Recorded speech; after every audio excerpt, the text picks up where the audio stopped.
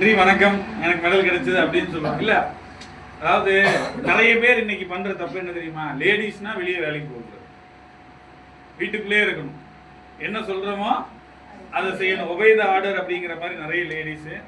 ஆனா நம்ம நிறுவனத்துல நான் யாரா இருந்தாலும் சொல்லுவேன், அதாவது யங்ஸ்டர்ஸ் எல்லாம் சொல்லுவேன், நாளைக்கு உனக்கு கல்யாணம் பண்ண போறீங்க அப்படின்னு கேட்டீங்கன்னா மாப்பிள்ளை வாங்கிட்ட கேட்கக்கூடாது பொண்ணுக்கு என்ன போடுவீங்கன்னு. என்னைய கல்யாணம் பண்றதுக்கு என்ன போட்டு என்ன கல்யாணம் பண்ணுவேங்கிறத கேட்குற அளவுக்கு நம்ம இந்த பிசினஸ்ல சம்பாதிச்சு டெவலப் ஆயிட்டோம்னு வைங்களேன். நம்ம கேட்குற விஷயத்தை தான் என்ன பண்ணி ஆகணும், கொடுத்துதான் நம்மளை கல்யாணம் பண்ணிட்டு போனோம். இன்னைக்கு வீட்டுக்குள்ளேயே அடைஞ்சு அவங்க திறமை எவ்வளவு அழகா பேசுறாங்க, எவ்வளோ ஒரு ஸ்டேஜ் ஃபியர்னஸ் இல்லை. வேற யாராவது பேசியிருந்தா கொஞ்சம் பயப்படுவாங்க. அவங்களுடைய முதல் ஸ்டேஜா என்ன எதுன்னு தெரியல, ஃபர்ஸ்ட் ஸ்டேஜ் கரெக்டா ஃபர்ஸ்ட் ஸ்டேஜ்லயே பிரம்மாண்டமா பேசியிருக்காங்க. கண்டிப்பா வினிஸ்டா மேடம் கூடிய சீக்கிரத்துல அவங்களுக்கு கீழே ஒரு நல்ல ஒரு டீமை கிரியேட் பண்ணி மேலும் மேலும் அடுத்தடுத்த பதவியை கூடிய சீக்கிரத்துல அச்சீவ்மெண்ட் பண்ணணும் அப்படின்னு சொல்லி வினிஸ்டா மேமுக்கு நல்ல ஒரு கிளாப் கொடுத்து வழி அனுப்பிடலாமா?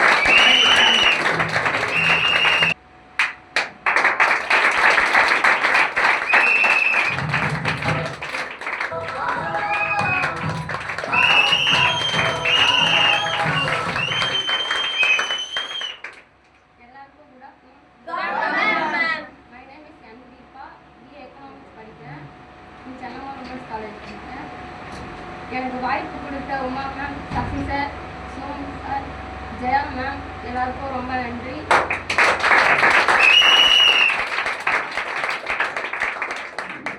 நான் ஃபர்ஸ்ட் இங்கே வரும்போது இது நான் நம்பவே இல்லை.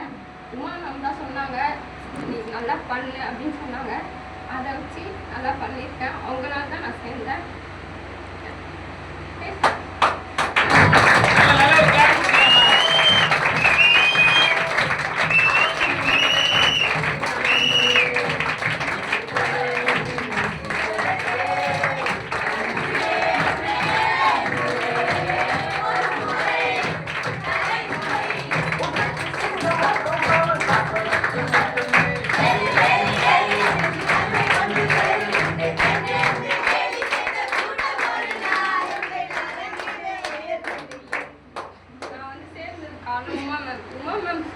அவங்க ஒன்று சொல்றப்ப அவங்க சொல்றதை நான் கேட்டதுனால தான் நான் இங்கே இருந்திருக்கேன்.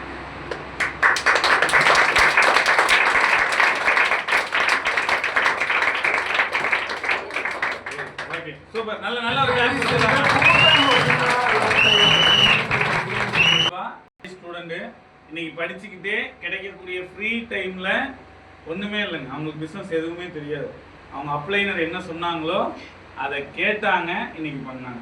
ஒருவேளை வினிஸ்டா மேடமும் சேம் அதே மாதிரி தான், அவங்களுடைய அப்ளைனர் சொன்னதை கேட்டதுனால தான் இன்னைக்கு அவங்க இதை பத்தி பார்த்தது வினிஸ்டா மேடம் பிளஸ் தீபா, இங்க இருக்கிற எல்லாருமே பார்த்தது நம்ம தான், புரிஞ்சுக்கிட்டதும் நம்ம தான், ஒர்க் பண்ண போறதும் நம்ம தான். ஆனா நிறைய பேர் எடுக்கிற டிசிஷன் என்ன தெரியுமா?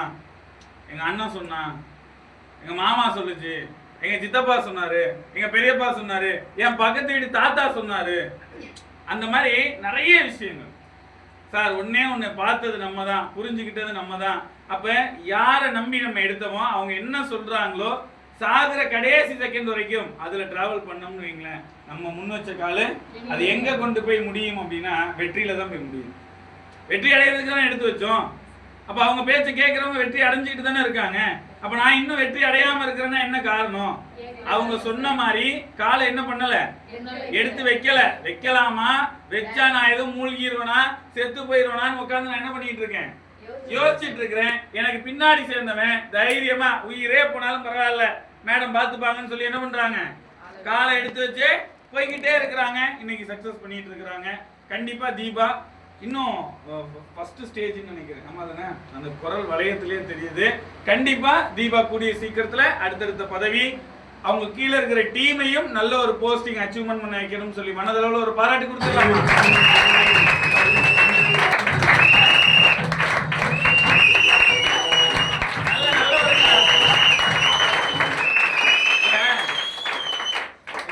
ரொம்ப ஒரு ஸ்பெஷல் இந்த பாட்டு, ஃபர்ஸ்டே இந்த பாட்டு தான் நான் போட்டிருக்கணும்.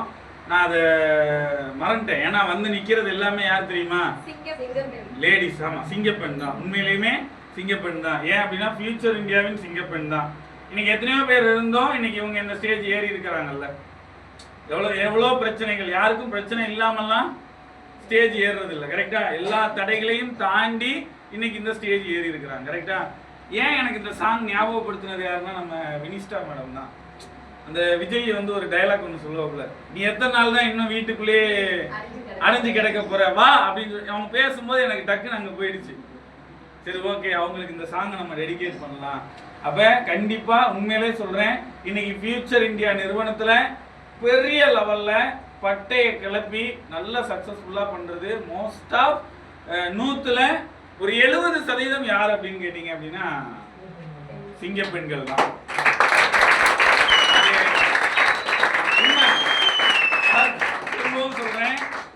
திரும்பவும் சொல்றேன், லேடிஸ் நினைச்சா முடியாத விஷயம் இந்த உலகத்துல எதுவுமே கிடையாது. ஜென்ஸுக்கு கூட அப்பப்போ மைண்ட் மாறிடும். ஆனா லேடிஸ் வந்து ஒரே போக்கஸ்டா வச்சு எடுத்து அந்த ஒரு பிடிவாத குணம்னு சொல்லுவாங்க. ஆம்பளைங்க நிறைய பேர் அதனாலதான் பாவம் வீட்டுல பிடிவாத குணம்னு சொல்லுவாங்க. பிடிச்சேன் அதை விட்டாவே மாட்டாங்க. பிடிச்சி எப்படியாச்சும் நம்ம அடுத்த லெவலுக்கு போயிடணும் அப்படின்னு சொல்லி பிடிச்சதுனாலதான் இன்னைக்கு ஈஸியா அடுத்தடுத்த லெவலுக்கு போய்கிட்டு இருக்காங்க. சரி, இந்துமதியை பேச வச்சிடலாமா? நல்ல ஒரு கிளாப்.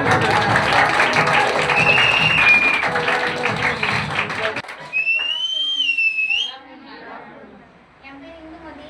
நான் மாதாவரத்துலேருந்து வரேன். அம்பேத்கர் காலேஜில் ஃபைனல் இயர் முடிக்க போகிறேன்.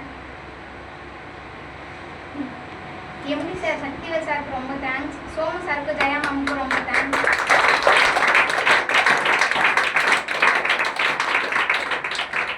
இந்த ஆஃபீஸ் வந்திருக்கேன்னா சசி சாரும் நிதி சாரும் தான் காரணம்.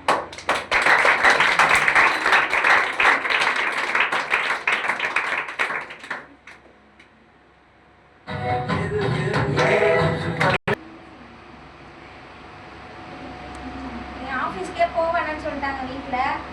சசி சார் தான் வா பார்த்துக்கலாம் அப்படின்னு சொன்னார். அதனால தான் நான் வந்தேன். அவரும் சரி விடுமான்னு சொல்லியிருந்தா நான் வீட்லேயே இருந்துட்டு இருப்பேன்.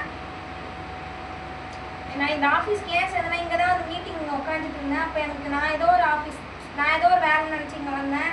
ஆனால் மேம் எக்ஸ்பிளைன் பண்ணும்போது இது வேறு வேலை மாதிரி இருக்கே, நமக்கு ஒரு எக்ஸ்பீரியன்ஸ் கூட இதில் இல்லை அப்படின்னு நினச்சேன். அப்புறம் அவங்க ஜெயா மேம் தான் கவுன்சிலிங் கொடுத்தாங்க. நான் உண்மையை சொல்லணும்னா எனக்காக இந்த வேலை எடுக்கல, ஜெயா மேம்காக தான் எடுத்தேன். அவங்களுக்கு ரொம்ப பிடிக்கும்.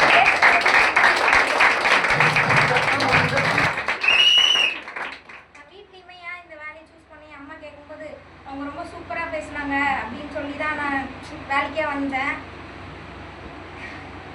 மேமுக்கு ரொம்ப தேங்க்ஸ்.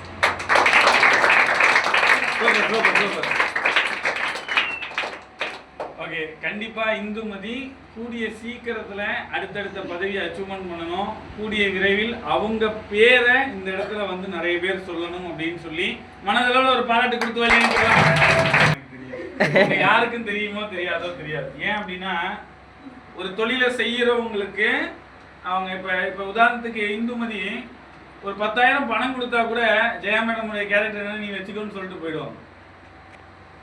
ஜெயா மேடம் அன்னைக்கும் சரி இன்னைக்கும் சரி ஓடுறது எதுக்காக அப்படின்னா அந்த பேர் நமக்கான அந்த ஒரு பேர். நம்ம எது பண்ணாலும் பெஸ்டா பண்ணணும், எது பண்ணாலும் சூப்பரா பண்ணணும் அப்படின்னு சொல்லிட்டு கண்டிப்பா மேடம் நீங்க இன்னும் நிறைய பிரான்ச் போட்டு எல்லா பிரான்ச்சுக்கும் மேனேஜர் ஆகணும். சீக்கிரத்துல இன்னும் நிறைய அவார்ட்லாம் உங்களுக்கும் கிடைக்கணும்னு சொல்லி ஜெயா மேடம் ஒரு பாராட்டு. இந்த விசில் ஐயோ இன்னைக்கு ப்ரோக்ராமா நான் விசில மறந்துட்டேன், நான் போய் எடுத்துட்டு வரேன்னு சொல்லி அந்த விசில் எடுத்துட்டு வந்து வயசு என்ன இருக்கும்? 13 வயசு. கரெக்டா? கண்டிப்பா சொல்றேன், அவன் படிச்சு பெரிய ஆள் ஆனான்னா வேற எங்கேயும் வேலை இல்லை, நம்ம ஃபியூச்சர் இந்தியாவில தான் அவனுக்கு வேலையே. எம்காம் படிச்சவன், பிகாம் படிச்சவன், சின்ன வயசுல இருந்து பாக்குறான். 3 வருஷமா டிராவல் பண்ணிட்டு இருக்கிறான். எம்காம் படிச்சவனுக்கு என்ன நிலைமைன்னு அவனுக்கு தெரியும், பிகாம் படிச்சவனுக்கு என்ன நிலைமைன்னு தெரியும், மெக்கட்ரானிக்ஸ் பிஇ படிச்சவங்களுக்கு என்ன நிலைமைன்னு தெரியும், அப்புறம் பிஎஸ்சி மேக்ஸ் மேத்தமெட்டிக்ஸ் பேங்க்ல வேலை எல்லாம். ஏன் சொல்றேன் அப்படின்னா இன்னைக்கு இருக்கிற காலகட்டத்துல படிச்ச படிப்புக்கு வேல்யூ இல்ல. லிட்ரேச்சர், பேங்க் மேனேஜர் என்னெல்லாமோ சொல்லி தான் படிக்க வச்சாங்க. ஆனா இன்னைக்கு தான் தெரியுது அது நம்ம கிட்ட இருந்து பணத்தை வாங்குறதுக்கான ஒரு விஷயம் அப்படின்ட்டு. கரெக்டா? ஓகே, நெக்ஸ்ட் நம்ம ரேகா மேடம் பேச வச்சிடலாமா?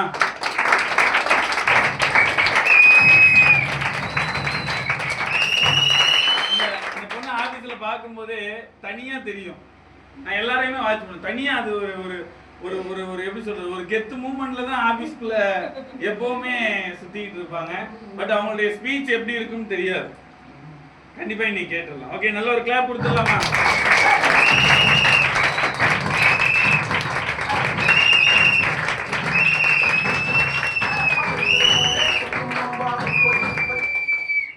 எல்லாருக்கும் குட் ஆஃப்டர்நூன்.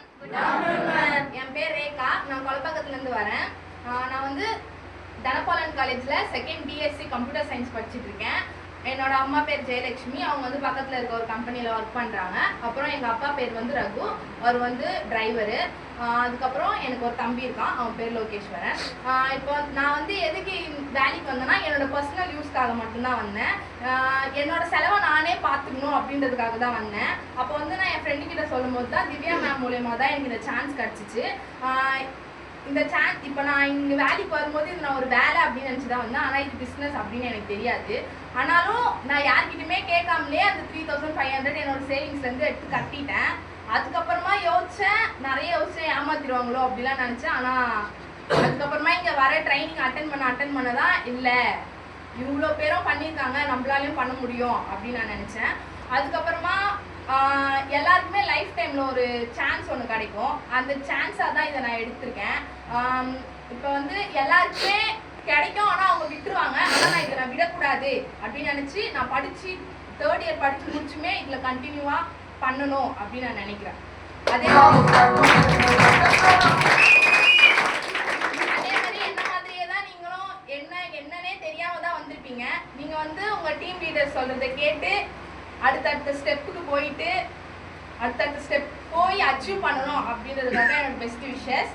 அதுக்கப்புறம் என்னை அதிகமாக மோட்டிவேட் பண்ணி என்கரேஜ் பண்ண Sasi sir, Jaya ma'am, Uma ma'am, அப்புறமா திவ்யலட்சுமி மேம், இவங்க எல்லாருக்கும் ரொம்ப தேங்க்ஸ்.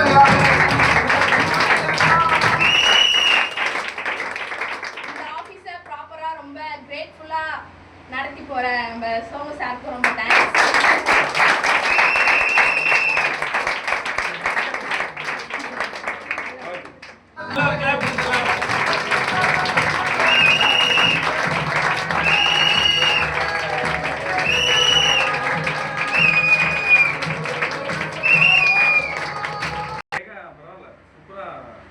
நான் கூட நினைச்சேன் சும்மா ஆள் மட்டும்தான் கெத்துக்கல ஸ்பீச் வந்து இல்ல. நல்ல உண்மையிலே எப்பவுமே நீங்க நிறைய பேர் நீங்க என்ன வாட்ச் பண்றீங்களா என்ன எதுன்னு தெரியல, ஆனா நான் உங்க ஒவ்வொருத்தரையுமே நான் வாட்ச் பண்ணிட்டு தான் இருக்கிறேன்.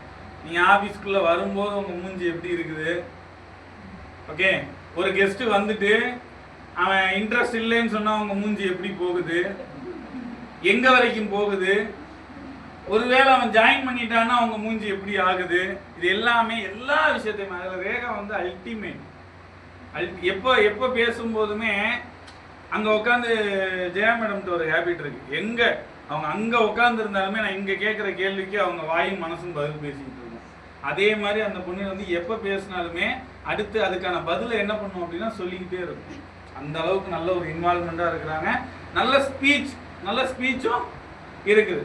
கண்டிப்பாக அவங்க சொன்னது மாதிரியே அவங்க நினச்சது மாதிரியே இந்த பிஸ்னஸில் அவங்க இன்னும் மேலும் மேலும் மேலும் பெரிய லெவலில் சக்ஸஸ்ஃபுல் பண்ணணும். அது கண்டிப்பாக நிறுவனமும் நாங்களும் கண்டிப்பாக கடைசி செகண்ட் வரைக்கும் சப்போர்ட்டாக இருப்போம் அப்படின்னு சொல்லி அவங்கள மேலும் மேலும் அடுத்தடுத்த லெவலுக்கு போகணும்னு சொல்லி மனதளவில் பாராட்டு கொடுத்து வழி அனுப்பிடலாமா?